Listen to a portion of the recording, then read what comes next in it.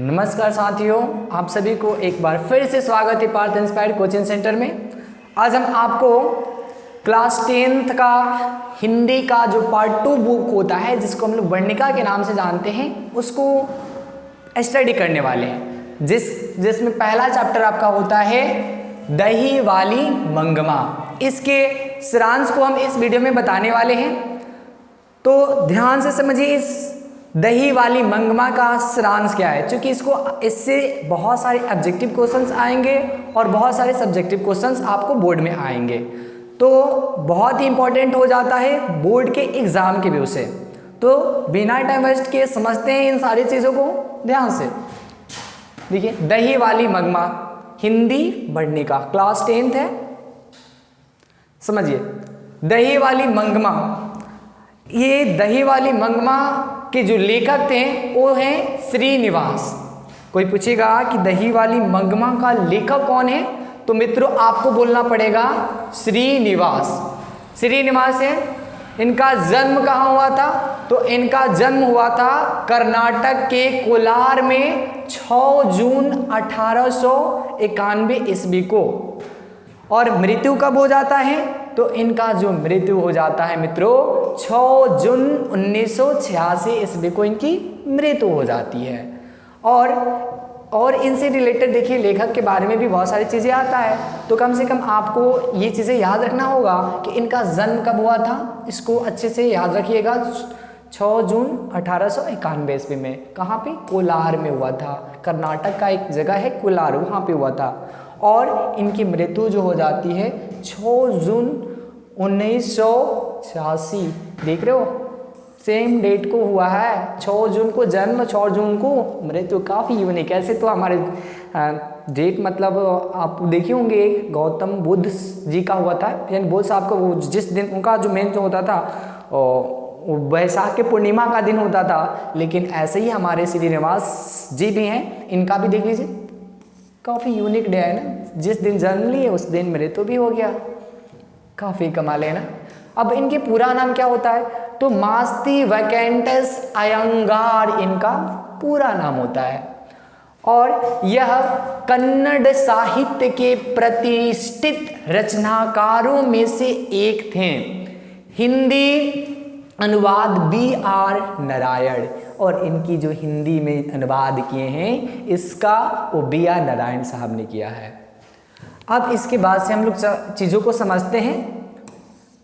देखिए, अब पाठ का परिचय हम लोग जानेंगे कि इस पाठ में आखिर क्या चीज़ें दे रखा है।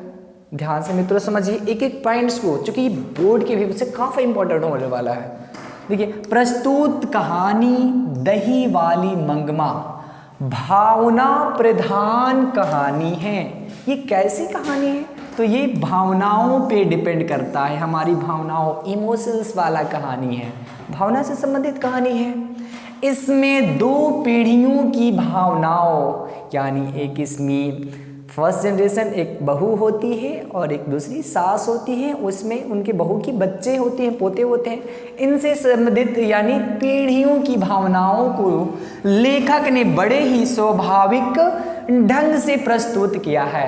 यानी इस कहानी में 2 पीढ़ियों के बारे में काफ़ी मतलब रोमांचक वर्ड में लेखक ने अपनी बातों को प्रस्तुत किया है,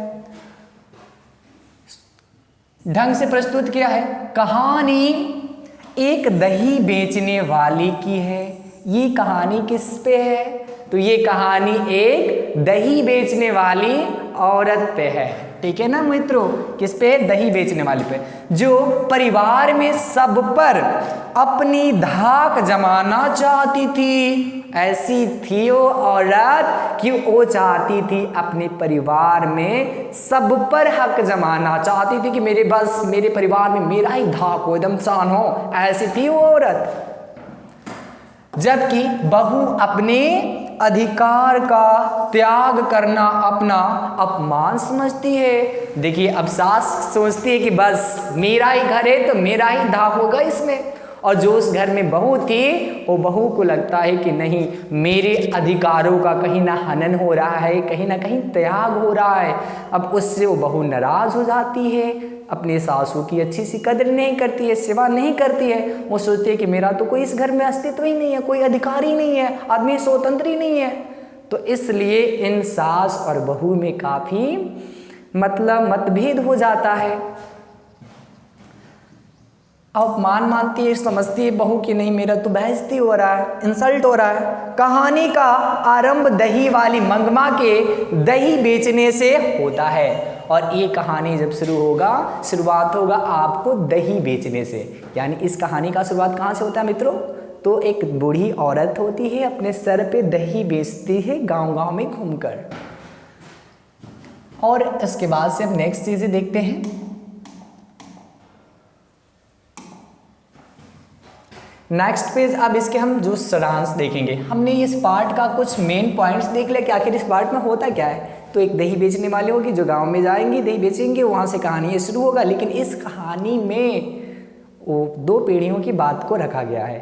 सास और बहू की जो स्वतंत्रता है, जो फ्रीडम है, उसके बारे में बताया गया है। चलिए बिना टाइम वेस्ट करते मित्रों स्टार्ट करते हैं समरी। समरी ध्यान से समझिए, ये बहुत इंपॉर्टेंट है, ये परीक्षा में के लिहाज से। देखिए, मंगमा औलूर के समीप, कौन सा बाबू?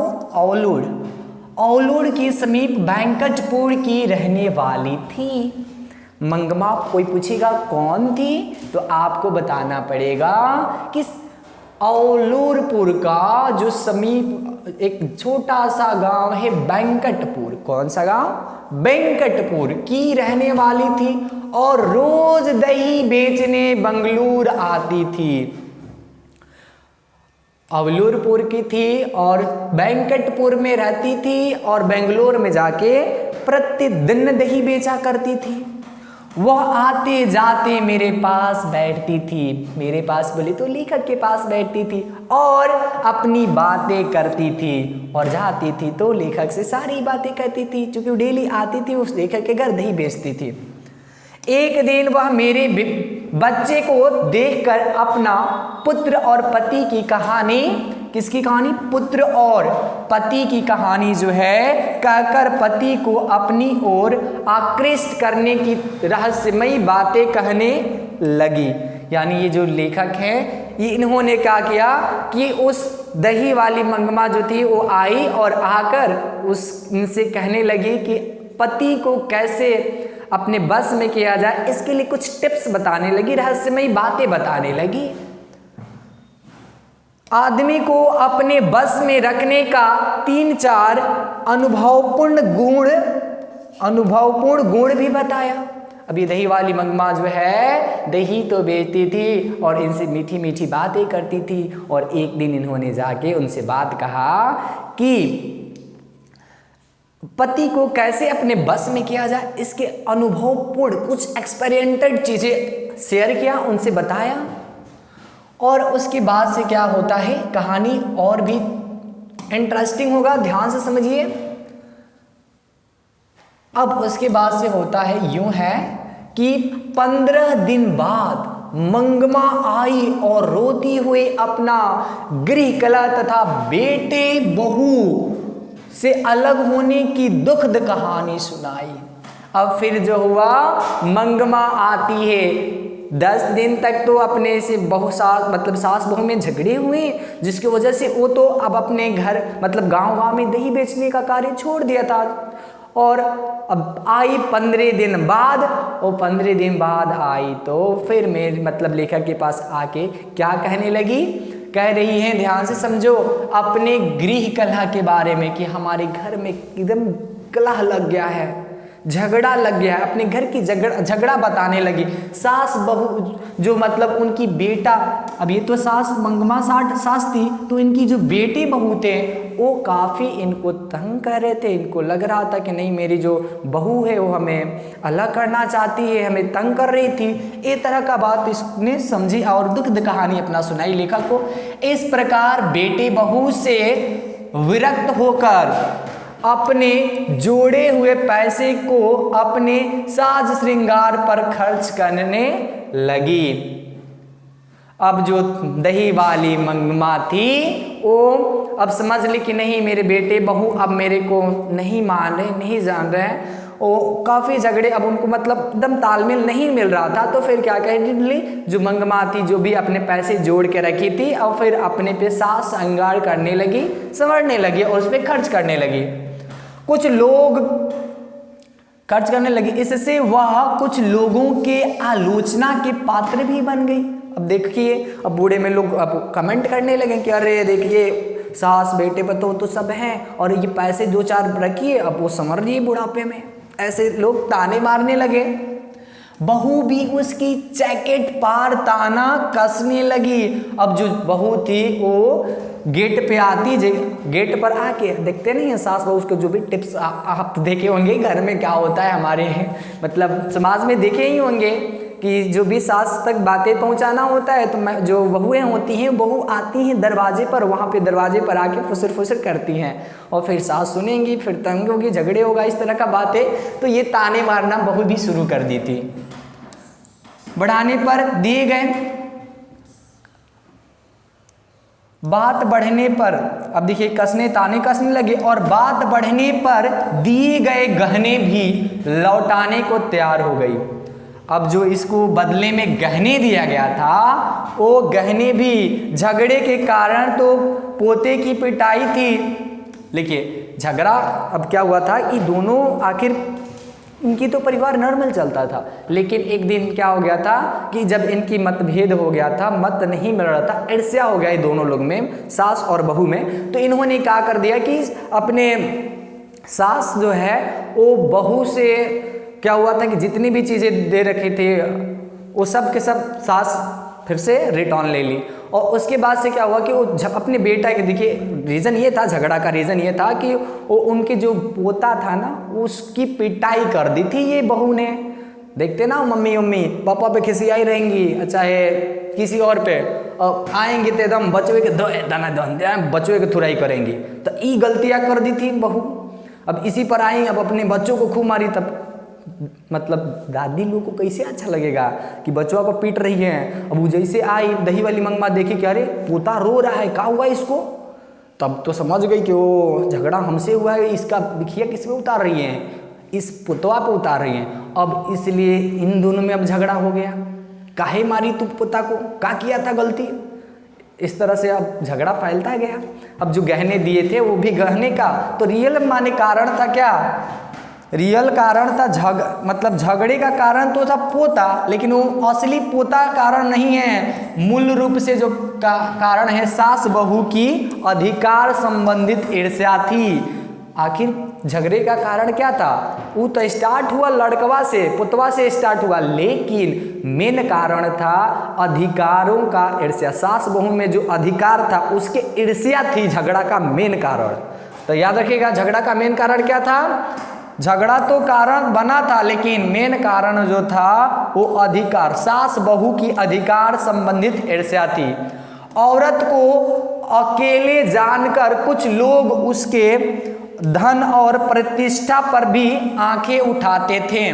अब देखा गया कि अरे ये तो अब इसके तो सास बहू तो अलग हो गए हैं, अब बची बुढ़िया, तो बुढ़िया जो दही वाली मंगमा थी अब इसके पास तो अपार धन है, आखिर ये करेगी क्या। तो आसपास के जो लोग थे उसे भी अब क्या करने लगे और अपने धन के लालच करके उनसे मीठी मीठी बातें करने लगे ताकि उसके धन को कैसे न कैसे अपना लिया जाए। उसी में एक व्यक्ति आते हैं, रंगप्पा भी ऐसा ही किया। अब रंगप्पा जो था, याद रखना रंगप्पा, वो भी ऐसा ही किस्म का था, वो भी धन को लालच करना चाहता था, अपनाना चाहता था, जिसे बहू के पैनी निगाहों ने ताड़ लिया। जिसको बहू ने देख लिया, अपने निगाहों से देखा और ताड़ लिया, उसने पोते को उसके पास भेजने का एक नाटक किया। अब बहू ने क्या किया, एक छोटी सी नाटक की। अब छोटे से नाटक ये की कि अपने पोते को उसके पास भेजने का एक टिप्स बताया। कौन, रंगप्पा बताता है। अब मंगमा भी पोते के लिए बाजार से मिठाई खरीदकर ले जाने लगी। एक दिन कौवे ने उसके माथे से मिठाई की दाना ले उड़ा। अब एक दिन की बात था कि जब ये मिठाई जो था बाजार से अब धीरे धीरे प्यार इन लोगों में बढ़ने लगा, और फिर क्या हो गया कि वो पोते के लिए जो मंगमा मिठाई लाई थी उस मिठाई को कौवा उठा के लेके चला गया था। अब जैसे ही कौवा लेके गया ना तो मित्रों देखो क्या हो जाता है। उसके बाद से कौवा ले जाता है तो होता यूं है, कौवे ने उसके माथे से मिठाई की दाना ले उड़ा।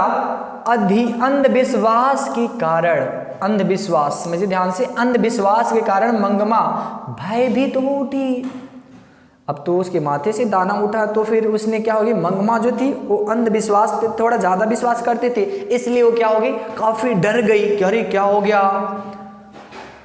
भयभीत उठी। जिससे माँ जी ने बड़े कुशलता से निवारण किया, और फिर उसे माँ ने अच्छा से समझाया, निवारण उसका सलूशन किया। बहू के द्वारा नाटकीय ढंग से पोते को दादी के पास भेजने का बहू का मंत्र बड़ा कारगर हुआ। अब बहू ने तो बच्चों को एकदम नाटक जैसे एक्टिंग की और भेज दी सास के पास, मंगमा के पास, और फिर ये टिप्स जो था बहुत ही कारगर सिद्ध हुआ। इसकी वजह से इन दोनों के बीच मोहब्बत फिर से बनने आ गया। अब कैसे इनके बीच दोस्ती बनती है, ध्यान से समझिए।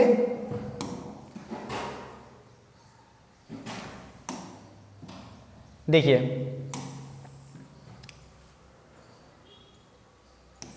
कारगर हुआ, दूरी बढ़ने से भी प्रेम बढ़ता है। इनके बीच थोड़ी सी झगड़े तो हुए, बट कहा जाता है ना कि जितने दूर हो जाने से रिश्ते कम नहीं होते, वो और बढ़ जाता है रिश्ता, है ना। मानसिक तनाव घटता है। हुआ भी ऐसा ही, इनके साथ भी कुछ ऐसा ही हुआ। थोड़ी सी जो नोक-झोंक थी वो तो चला गया, और फिर इनके बाद मंगमा को भी बहू में सौहार्द, बेटे और पोते में स्नेह नजर आने लगी, और फिर इन दोनों के बीच बेटे, बहू और सास फिर से अपने में एक दूसरे के प्रति सौहार्द आने लगा, प्यार आने लगा, फिर से आपस में अच्छे से बातें करने लगे, है ना, अच्छे से नजर आने लगी। बड़े बूढ़ों ने भी समझाया, सबने कहा कि ये चीज़ें आपके लिए काफ़ी अच्छा होगा, आप लोग मिल के रहिए। कहा जाता है ना कि उस पत्ते की कोई मोल नहीं होती जो पत्ते पेड़ से गिर जाते हैं, अपने पेड़ से, परिवार से अलग हो जाते हैं। जो पत्ते पेड़ से गिर जाते हैं ना, अलग हो जाते हैं, उसकी कोई कदर नहीं होता है, देखते हो कदर होता है। वैसे ही हमारे संसार में भी है, जो इंसान अपने परिवार के साथ मिलजुल के रहता है ना, उस इंसान का हर जगह इज्जत होता है। लेकिन जो इंसान अपने परिवार को छोड़ के अलग रहता है, उस इंसान का भी कुछ इज्जत कदर नहीं होता है, कोई रिस्पेक्ट उतना अच्छा इमोशंस नहीं दे पाता है। ये सामाजिक तत्व हैं, इसको प्रोवोक कर सकते हैं। आप समझिए, बहू ने मंगमा का काम अपने जिम्मे ले लिया। अब क्या करती है, जैसे इन दोनों में प्यार, सास बहू में फिर से प्यार पनपा, तो कहती है, ओ सासू माँ, अब आप बूढ़ी हो गई हैं, अब ये जो काम है दही बेचने वाला वो हमको दे दीजिए, हम करेंगे इस काम को। तो फिर ये जिम्मा किसने ले लिया बाबू, मंगमा ने ले लिया। मंगमा का वह काम जो है बहू ले लिया। एक दिन दही बेचने के क्रम में नजमा यानी बहू, अब देखिए मंगमा थी वो और बहू का नाम क्या था, नजमा। तो ये नजमा बहू जो थी आई और मुझे सारी बातें बताई। अब नजमा आई तो बहू से जिससे व्यक्ति मतलब लेखक जो है हमारे, उन लेखक से मिलती थी मंगमा। लेकिन एक दिन क्या हुआ कि ये जो मंजमा थी, इसने भी तो दही बेचने का काम की और फिर लेखक के पास गई, तो लेखक से मुलाकात हो जाती है इनकी। अब मुलाकात में क्या होता है, सारी बातें बताई कि हाँ हमारे साथ ऐसे नोक-झोंक का क्या कारण था, क्यों हम लोग अलग हो गए थे, का आखिर झगड़ा क्या था, कहानी पूरी बताई, सारी बातें बता दी उसने। परिवार का जमा पैसा लूट जाने के भय के कारण बहू बड़ी कुशलता से पुनः परिवार में शांति स्थापित कर लिया। अब लगता था कि बहू को कि नहीं, मेरा जो ये पैसा है, मान के चलो मेरे जो सास पैसे रखी हैं वो सारे पैसे तो लूट जाएंगे, कोई और आके सास को सेवा हुआ कर लेगा, पैसा पूरा ले लेगा। तो इसके डर से कि नहीं ये धन चला जाएगा, इससे फिर से बहू ने क्या कर लिया, अपनी गलती मान ली और सास से फिर से मोहब्बत से रहने लगी, स्थापित कर लिया और फिर पहले की तरह रहने लगी और फिर ये लोग पहले के जैसा रहना शुरू कर दिए।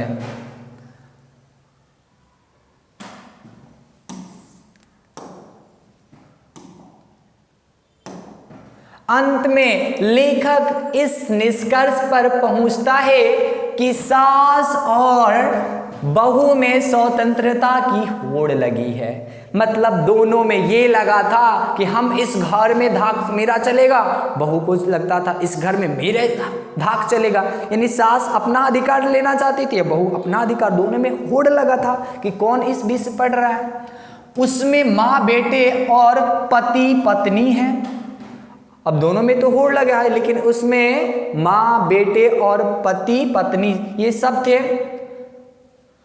माँ बेटे पर से अपना अधिकार नहीं छोड़ना चाहती है। अब माँ जो है अपना बेटा को कैसे छोड़ सकती है, बेटा जो है बहू का जो मतलब पति है वो बेटे को कैसे छोड़ सकती है, नहीं छोड़ सकती है। तो बहू पति पर अपना अधिकार जमाना चाहती है और जो बहू है वो कहती है कि नहीं, मेरा पति है तो सब मेरा ही है, तो उस पर मेरा ही अधिकार होगा। सास का क्या है।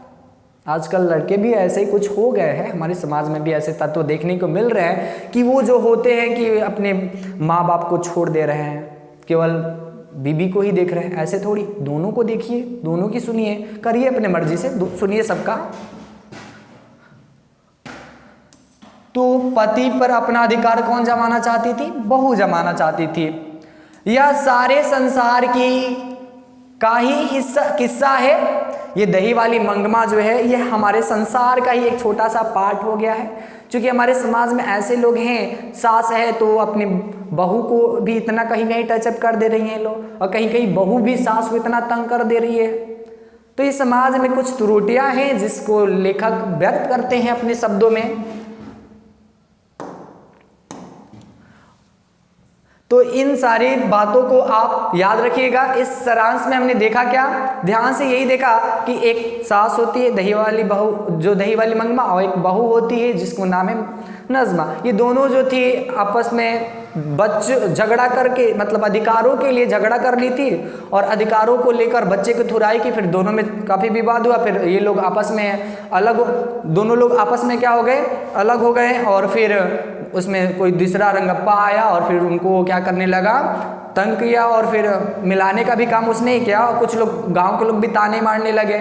फिर भी क्या हुआ कि इसमें बहुत बड़ा रोल निभाया कि रंगप्पा ने वो नाटक की, बहू ने एक नाटक की और फिर बच्चों को दादी के पास भेजी, और दादी ने फिर से बच्चों को लाड दुलार देखते हो ना, बच्चों को तो काफ़ी प्यार रहता है। बूढ़ों लोग से कहा जाता है ना कि सबसे अच्छा अगर किसी के दादू हैं होंगे तो कुछ जानता ही होगा कि सबसे जो अगर फ्रेंड बच्चों में अगर कोई अच्छा फ्रेंड होता है तो सबसे बढ़िया बेस्ट फ्रेंड मानो तो वही होता है, दादे हों या दादी हो, वही बेस्ट फ्रेंड होते हैं बचपन का।